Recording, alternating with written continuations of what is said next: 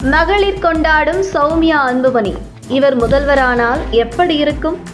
மீண்டும் மாற்றத்தை நோக்கி மக்கள். நடந்து முடிந்த சட்டசபை தேர்தலுக்கு பின்பு தொடர்ந்து நடைபெற்று வரும் சட்டமன்ற கூட்டத்தொடரில் முதல்வர், எதிர்க்கட்சி தலைவர்கள் என யார் என்ன பேசினாலும் அசால்ட்டாக மக்கள் மத்தியில் தன்னுடைய ஆக்கப்பூர்வமான பேச்சுக்கள் மூலம் ஸ்கோர் செய்துவிட்டு சென்று விடுகிறார் பாமக சட்டமன்ற உறுப்பினர் சௌமியா அன்புமணி. அந்த அளவுக்கு சௌமியா அன்புமணியின் பேச்சுக்கு மக்கள் மத்தியில் 1% கூட எதிர்ப்பு இல்லாமல் அனைத்து தரப்பு மக்களும் பார்த்து வியப்படையும் விதத்தில் அமைந்துள்ளது சௌமியா அன்புமணியின் சட்டமன்ற பேச்சு. குறிப்பாக ஜெயலலிதாவுக்கு பின்பு சட்டசபையை ஒரு பெண் சிங்கம் போல கர்ஜித்து ஒட்டுமொத்த தமிழக மக்களின் குரலாக ஒலித்துக் கொண்டிருக்கிறார் சௌமியா அன்புமணி என்றால் அது மிகையாகாது என்று சொல்லும் வகையில் அனைத்து தரப்பு மக்களின் பாராட்டையும் பெற்று வருகிறார் சௌமியா அன்புமணி.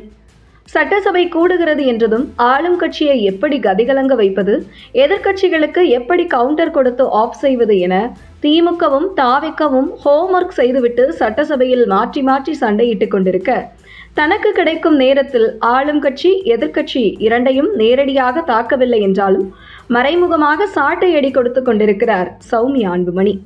குறிப்பாக சமீபத்தில் மேகதாது அணை குறித்து முதல்வர் அதற்கான நடவடிக்கைகளுக்கு முயற்சி செய்து கொண்டிருக்கிறோம் என பேசியதை மறைமுகமாக ஒன்று மேகதாது அணை கட்ட வேண்டும் அல்லது மேகதாது கட்டக்கூடாது என இரண்டில் ஒரு முடிவுதான் எடுக்க வேண்டும். நமக்கு மேகதாது அணை கட்டக்கூடாது, இப்படி இருக்கையில் எதற்காக முயற்சி செய்ய வேண்டும்?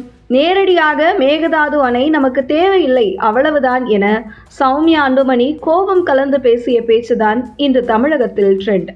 அந்த வகையில் 70 ஆண்டு பாரம்பரிய கட்சியான திமுகவும் சரி, 50 வருடம் பாரம்பரிய கட்சியான அதிமுகவும் சரி, புதியதாக ஆட்சிக்கு வந்திருக்கும் தாவேக்கவுக்கும் சரி, சட்டசபையில் எப்படி பேச வேண்டும், எதை பேச வேண்டும் என பாடம் எடுக்கும் வகையில் அமைந்துள்ளது சௌமியா அன்புமணியின் சட்டசபை உரை.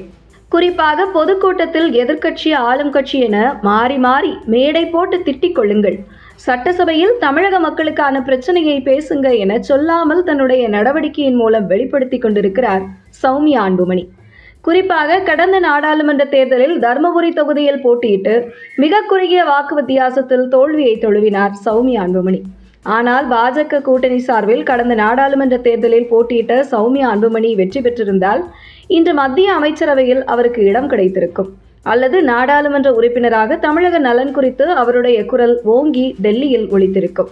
அவரை வெற்றியடைய செய்ய தவறிவிட்டோமே என தற்பொழுது தர்மபுரி தொகுதி மக்கள் தங்கள் வேதனையை பகிர்ந்து வருவதை பார்க்க முடிகிறது.